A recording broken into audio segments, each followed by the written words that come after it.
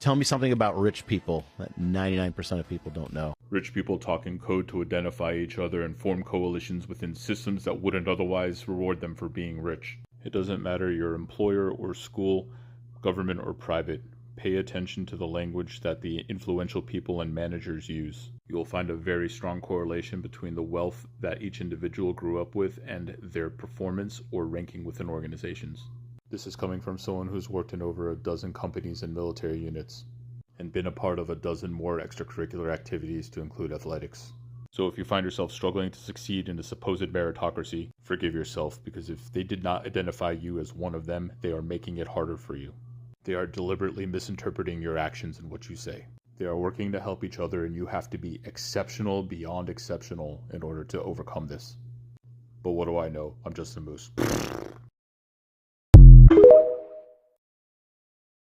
Tell me something about rich people that 99% of people don't know. Quiet luxury has nothing to do with blending in, modesty, or class consciousness. This is part 2 in the Rich Code series. Rich Code is how wealthy people behave when they are in the environments of non-wealthy people. There is nothing quiet about wearing jeans and a t-shirt to buy an exotic car. They aren't trying to avoid the perception of being rich. They're trying to nurture an entirely different kind of belief. American lore surmises that hard work will get you to prosperity. This is ingrained in U.S. culture to the point of being religious. In fact, these tenets are central to some American sects of religions. Because of this, many Americans desperately want you to believe that they earned every single thing that they have. Everyone wants to be perceived as an average Joe that has achieved something significant. Rich people are no different. They want to believe that their privilege is a consequence of their own blood, sweat, and tears. And it really helps when other people know that they are successful and they are perceived in the exact same way, blood, sweat, and tears. And this isn't to diminish the hard work that any of them have applied to their lives. This whole series is a cautionary tale on how you cannot rely on their testimony to apply to your own life and find success. They have a different context in their lives, and you need to know. But what do I know? I'm just the most...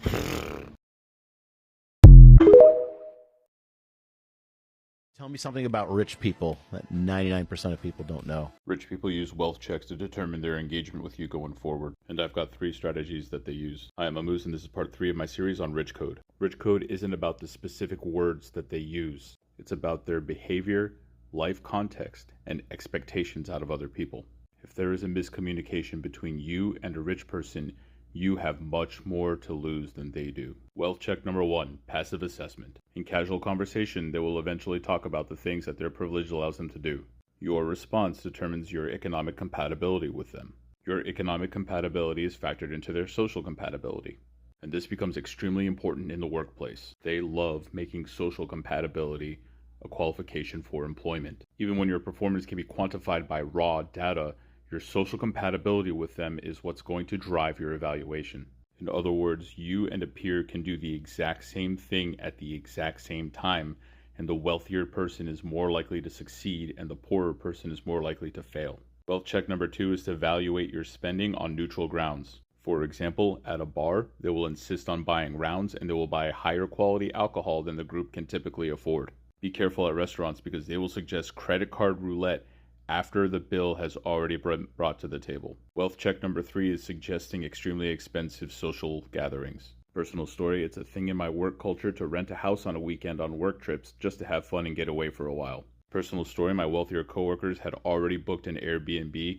My coworkers had already booked an Airbnb that would have required each of us to spend our entire earnings for that 2-week trip on that one weekend in the Airbnb. When I brought it up in protest, I was told to stop being poor. That specific person was one of my evaluators and friends with some of the managers. This is one of their early wealth checks with me, and things went downhill from there pretty quick.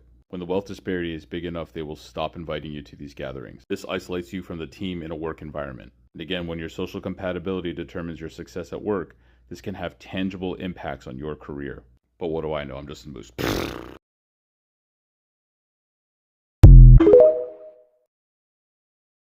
Tell me something about rich people that 99% of people don't know. Rich people don't trust you if they consider you poor. Hi, I'm Moose, and this is part 4 on Rich Code. Rich Code is the behaviors, implications, and expectations they bring to situations that don't directly reward their wealth.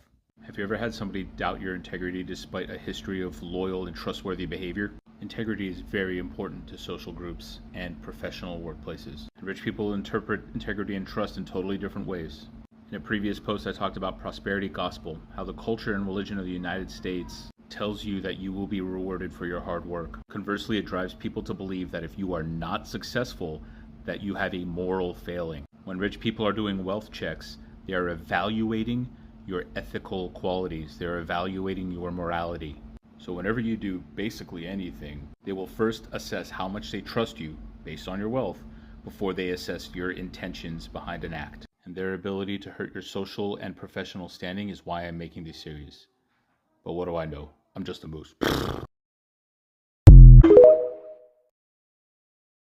Tell me something about rich people. If you and a rich person fail at the exact same task, the consequences for you are going to be much more severe and longer lasting than it will be for that person.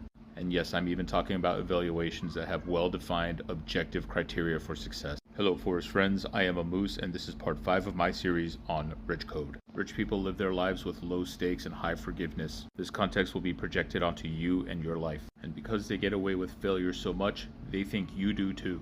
So when a rich person catches you making an error, they will always assume that there were many more errors preceding it. After all, they get away with a lot of mistakes, so they think you have done that too. And because they have so many safety nets, they are not afraid of failure. But that means they think you have those safety nets. So they are much less afraid to fail you on practical tests and evaluations. And listen, many that I've encountered are genuinely good people that try to be fair and objective. They just can't, because they have truths in their lives that they assume everybody else shares. So when you work that much harder and attain positions where you can be the evaluator, where you can determine somebody's success and career going forward, look inward and evaluate your own assumptions, and choose being an educator instead of a gatekeeper as much as you possibly can. But what do I know? I'm just a moose.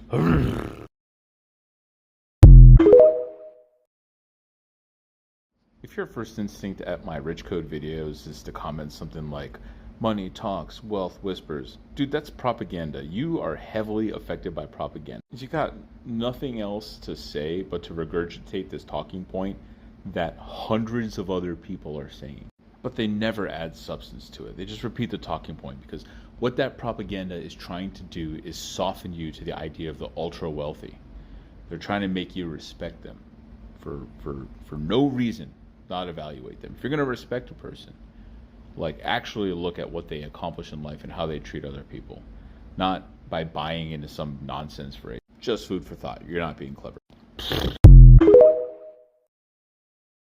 Tell me something about rich people. Wealth discrimination exists in the workplace. Here's what you can do to fight it. Hey Forest friends, I'm a moose and this is part 6 of my series on rich code. Rich code is the behaviors, implications, and expectations of wealthy people in situations that otherwise would not reward their wealth. I've got 3 ways to fight it, but they're not going to be easy. Number 1 is to identify it. I've got a multi-part series going on right now that tells you some of the things to look for. Number 2 is going to be really tough, and that is to break glass ceilings. Despite regulations against it, glass ceilings still exist. Women and minorities have to deal with this every day. It doesn't change for wealth. A lot of people will still fail the filters, but if you succeed and become a manager, that is your time to change culture and to change policy. But this can never happen if we aren't persistent against the adversity. Number 3 is an appeal to ego. If you sense that somebody who is part of the problem could potentially be swayed to understand the injustice, start a conversation about injustices you have witnessed that doesn't directly guilt your audience. And without directly blaming those individuals, tie some of their behaviors to the injustice. If you do this right, first they will express disgust to the injustice, then they will feel sympathy for the victims, and finally they will profess that they aren't like that. If you're savvy, this is where you can challenge them and be like, hey, maybe you are. Then check yourself in front of them. Hey, yesterday I realized I was a little unfair to Bob. Don't use jargon, and not all of you are going to be well-spoken or subtle enough. That's okay, this takes practice. But what do I know? I'm just a moose.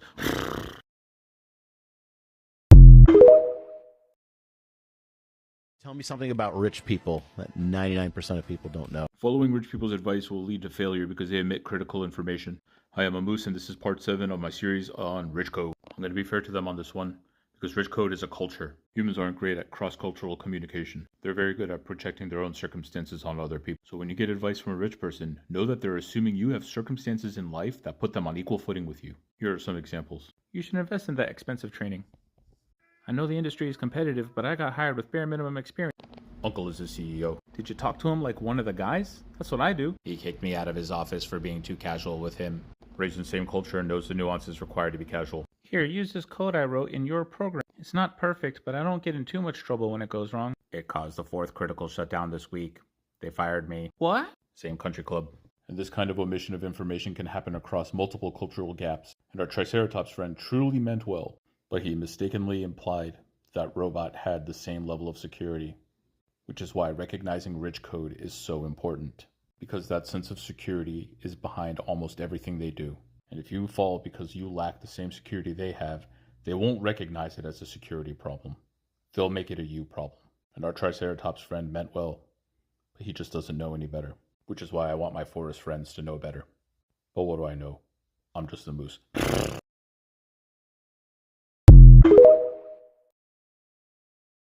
Americans are obsessed with educational pedigree, you just don't know those Americans. The obsession with educational pedigree hurts disadvantaged children for their entire lives. Hello, forest friends, I'm a moose, and this is part 8 of my series on rich code. It's no secret that there are universities that are much harder to get into and afford when you get in if you do not come from wealth. And while many of these universities provide scholarships, it doesn't tell the whole story, because your educational pedigree doesn't end at your university. It includes the clubs and fraternities that you're able to attend while you're there, the internships that you're able to afford to do, and the first job that you get after university. And yes, there are scholarships, and yes, there are people that get through this on their own merits, but there are countless examples of people who have to drop out of college or university to support their families or to survive. If you are in a career field with high prestige and income, you are competing against the sons and daughters of CEOs and managers, because even if their family doesn't own a specific company that you want to work for, there's a network that you are not a part of. I know this from my own experience and the experience of peers. These advantaged children cannot let you into their networks even if they want to. So just being a graduate of a high prestige organization doesn't provide you the same opportunity that it does for a connected person.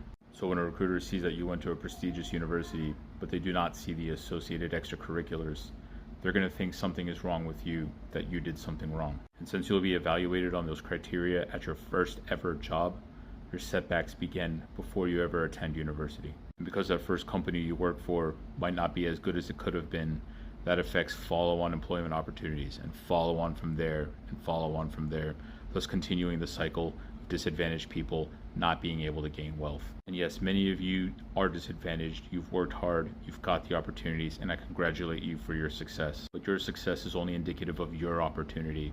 It is not indicative of the opportunity of a larger population. If you got this far, part 8, part 2 is coming next. The culture of caring what university you graduated from results in discriminatory practices. Hey forest friends, I'm a moose, and this is part 8, part 2 of my series on rich code. Again, I speak from experience. I've both been benefited and burned by this practice and witnessed this effect on other people's lives. Because rich people are playing a totally different game than everybody else, going to a prestigious institution is less about the quality of the instruction and more about collecting the tokens of privilege which they can cash in future interactions with other rich people. The non-wealthy people who care about this are unintentionally complicit in their game. After all, why does it matter to recruiters when you have 10, 20, 30 years of work experience after graduating from the school? Personally, I learned more in the first 6 months of my work experience than I did 4 years at school. None of that foundational experience made any difference when it came to working at my most difficult job. But yet, somehow it still matters to the people I interact with in my industry. And the hazard, of course, is you waste a lot of time, money, and opportunity going to these schools if you don't have the privilege to back up what they can give you. There's a reason some of you have the same degrees as your peers, maybe even better performance, but you're getting worse paying jobs. You're getting less prestigious jobs. And it's not your fault. And in part 8, part 3, I'll talk about how going to one of these places as a disadvantaged demographic can be more harmful than just going somewhere else. Seeking a prestigious education and career as a minority or a poor person puts you at great risk compared to your peers. Hey forest friends, I'm a moose, and this is part 8, part 3 actual of my series on rich code. We're bringing intersectionality into this one. The quick explanation is that prejudice, people, and cultures separate every demographic into their own hierarchies. This is why many people find themselves succeeding and getting to the top of many hierarchies, but they still find themselves out of place as they rank low on something they cannot change about themselves. And the big threat is prejudice becomes mainstream through the utilization of propaganda and, you guessed it, rich code. Reuters recently did a piece on the experience of black cadets at the Air Force Academy. I want you all to read it. They are drastically underrepresented in admissions, graduation rate, and success in their Air Force careers. And in my specialty, I've personally witnessed just how bad this gets. The typical attrition rate in our training has been about 1 in 10. For my black peers, it was 7 out of 8. You see, prejudice isn't about smoking gun moments. It's a cumulative effect. Hundreds of events in each person's experience define their opportunities going forward. And again, while race is tangible, the other factors about you can also do this. So while you might be a moose in another moose's forest, calling her Gaia instead of Mother Earth can make all the difference. So here's how this goes throughout a career. In your primary education, you're often challenged on your integrity just because you're different. You'll face challenges finding study groups. You may even be shunned or bullied. And this doesn't stop at school. It happens at work too. And because the circles and prestigious communities are very small, the people that you work with remember you throughout your entire career or know people who do. So decades later, their perception of you based on their prejudices can be used to make decisions about you. Now, that isn't to say I don't want you guys to try. The barriers need to continue being broken. My message is that to break this cycle, when you rise in a hierarchy, you dismantle it. You create a culture where our children can rise on their merit instead of the circumstances of their birth. For those who feel like they're not affected by these issues, know this. If I can't appeal to your altruism, I'll appeal to your security. Prejudice hurts you too. Wealth and racial inequality hurt you too. So let's all work together to end this inequality, whether or not you succeeded against it. Let's stop playing these fucking social games. Maybe there's a part 4. Hey Forest friends, let's talk about Rich Code, Part 9. You are in competition with a rich person at every level of employment, from part-time minimum wage work all the way up to management and beyond. This happens for 3 reasons. The first, rich people feel the need to earn their wealth, especially in the United States. Nobody wants to be seen as a trust fund baby. The second is there simply aren't enough passive income opportunities for the heirs to these fortunes.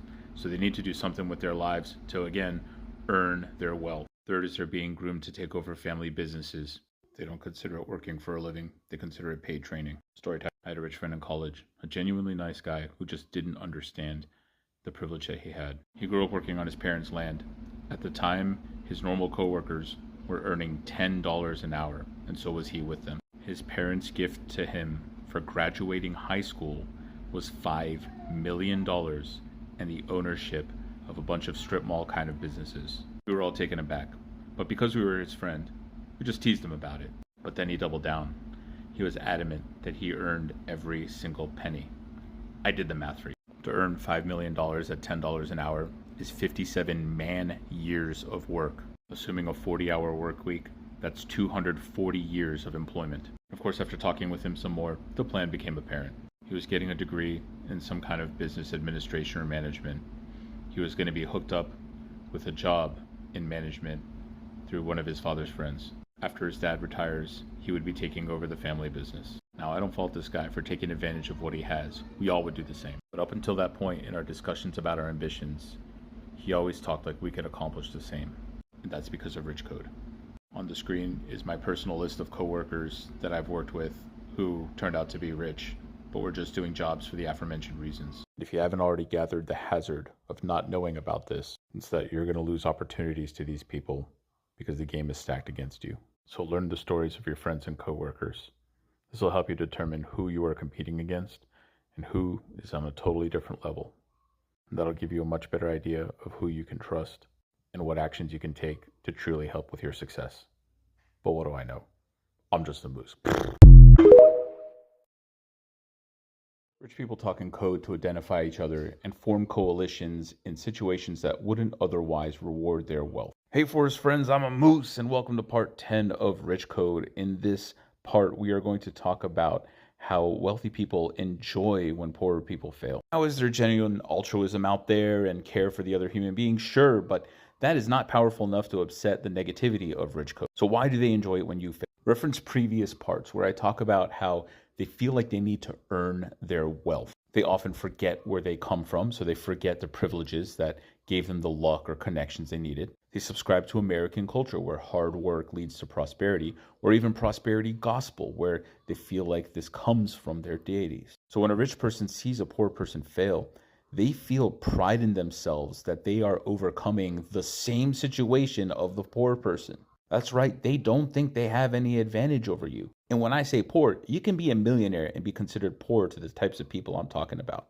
You could also be a middle-class person and be considered poor to a millionaire, and so on down the line. And this hurts everybody because we're not evaluated on the holistic look at each of us. We are evaluated as if we are equals to people who have way more resources and way more connections. And a compound effect of this is when these people lobby for laws, right, or other sort of policies, they create the laws, they create the punishments for breaking the law to overwhelmingly punish people who have less resources, because again, they interpret that as a moral failing. Of course, this isn't exclusive to rich people, right? Like privileged demographics in general, or privileged people in other ways, will look down upon others, not recognizing the lack of privilege. But what do I know? I'm just a moose. Rich people refuse to solve global problems with their personal net worth because the rich community will shun them for doing so, and it risks losing their power and fortune. Hey Forest friends, welcome to part 11 of my series on Rich Code. I'm a Moses. We've all heard it, $6 billion to end world hunger, $2 billion to end homelessness in the United States. Are there people that could liquidate some of their assets and pay this off and be national heroes? Yeah. But in doing so, it proves that this is possible to everybody. This will be a huge event, and that's going to raise a nation's expectations on their wealthy to levels that they are not willing to accept.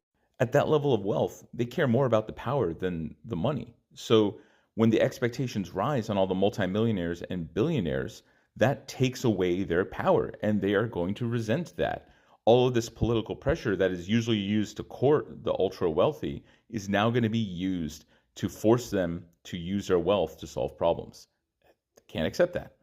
It's entirely why they want the bulk of their donations to be your money, because the implicit understanding of these inconsequential campaigns is that if people aren't going to donate, clearly nobody cares enough. When the reality is donating comes with some risks as far as your money being used ethically and correctly.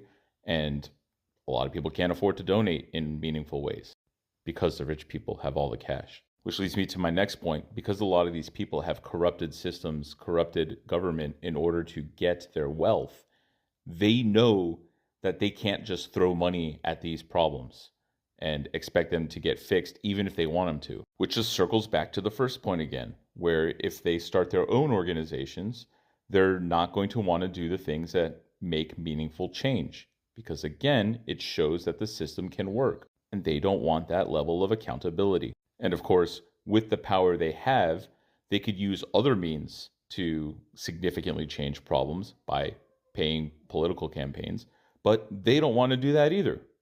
They clearly would rather the politicians make policies that help give them more money instead of helping more people.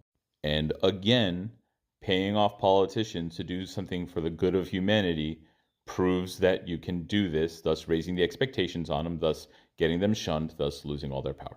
And of course, the cumulative effect of this cycle of thinking makes them and their families convinced that they actually can't make meaningful change at that point. But what do I know? I'm just a moose. Good thought, but know that it'll never work. And I'll give you 2 reasons why. Before I get into it, look out for parts 2, 3, and beyond, because clearly you guys like this subject. First thing that you should know is wealth is culture within culture. Just like you and everyone else grows up within a culture and adopts its mannerisms and its vocabulary and its tradition, wealth culture has its own nuances which are largely unconscious to the members. You ever see those videos where people try to act like they're part of another demographic? That same uncanny valley sense that you get, wealthy people will get if you try to act like them. The other is that their code is backed up by their assets. And even the children that don't have any money to their name have the biggest asset, which is their network and support systems. So in all, even if you are somebody who could perfectly act like a wealthy person, eventually you're going to have to lie to maintain the ruse. And eventually those lies will get tested and you will fail. The farthest you'll get is to be somebody they wish had a similar background to them. But even in the rare case that they help you, you will never be on the same level. But what do I know? I'm just a moose. I genuinely mean it when I say congratulations on your success, and I'm sorry some people in your life become petty over that. I am not advocating against rich people acquiring wealth, people getting security that they need. If you truly understand the series, it's not about the individual's net worth. It's about the barriers to communication that happen across wealth discrepancies. Namely, that the wealthy and privileged in our society do a bad job of explaining how they got there, and in huge part that's because they don't want to believe some of those facts about themselves. This combines with some prejudices across our society in regards to wealth and many other factors. As a result, people from other classes are drastically misled about the expectations that are actually placed upon them. They are drastically misled about the opportunities that they have. They are often unfairly judged for factors outside of their control. And if anything, it's these problems that are making the masses resentful. Most of us want the security of wealth in our lives. I am totally okay with that. But you need to recognize there are barriers that you may have crossed that others still struggle to cross because of circumstances like rich code. And he still remains incredibly privileged after any mistakes he might have made that have ruined lives. If a lower class person made the kind of mistake that would cause that much damage, they are much more likely to be imprisoned. Don't be silly. Rich people do one thing different than middle class people or poor people. Hey Leslie, I'm a Moose. Nice to meet you. I'm sorry, but this is one of those propaganda points. It's just masked in platitude. Everybody at every scale of U.S. society understands how money can be used for expansion. You ever see those dudes that, I don't know, buy a whole bunch of bottles of water to sell on the side of the road for a profit? Those guys ain't rich. In the middle class, they know doing things like getting an education, for example, is an investment in the future. In fact, the middle class does invest, or at least tries to. See, the point of this rhetoric that you're propagating, and it's not necessarily your fault because the point of propaganda is to spread itself, right, is to show superiority for wealthy people. Because the distinction isn't the concept they have at money. It's the access that you have to be able to use it in the way that you describe, to expand. It's not the short-sightedness of lower class people that prevent them from expanding. It's limited access. It's expenses that they just can't cover. You have to work a job. You can't quit because something or somebody you have to support needs you to survive. And the rugged individualist argument against this is, oh, everybody has a choice. But most people recognize that if you're of limited means and abdicate responsibility to other people to pursue money, it's not a very ethical choice now, is it? And that's putting it nicer than I really wanted to say. And to sum up the point of money as expansion, the purpose of money as expansion is just a sign that you're an exploitative person.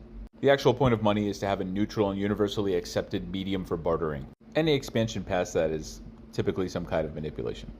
But what do I know? I'm just a moose.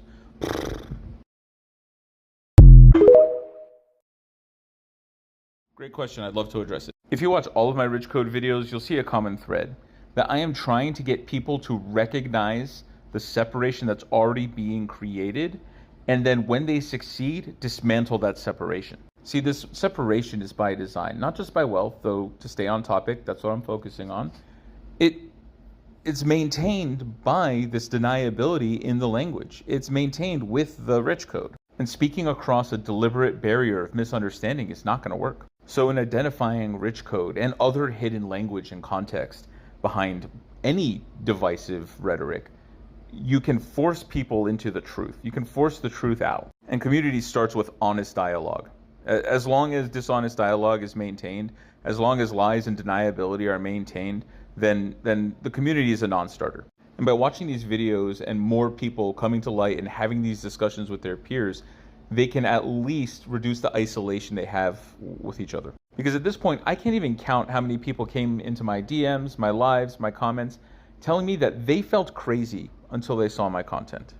Everything is coming together for these people. Their lifetime of experience is finally being explained. And by coming to these realizations and talking about it in their personal lives, they're going to form community with their peers who might also have been having these thoughts. And I don't anticipate many people doing this, but rich people seeing my content might finally get them to recognize the language they are inadvertently using. I know in real-world discussions, I've managed to get wealthy people to change how they talk after I call them out on Rich Code. And by increasing understanding on both sides of this culture gap, which is effectively what it is, you create community. At least with the people who want to try bridging that gap. And for the people who hear my content and then instinctively retreat to their bubbles, they're they're not really going to change. I use rhetorical techniques such as appeals to ego and challenges to hopefully break some of them through the barrier. But ultimately, there's only so much I can do in the format of TikTok. What do I know? I'm just a moose.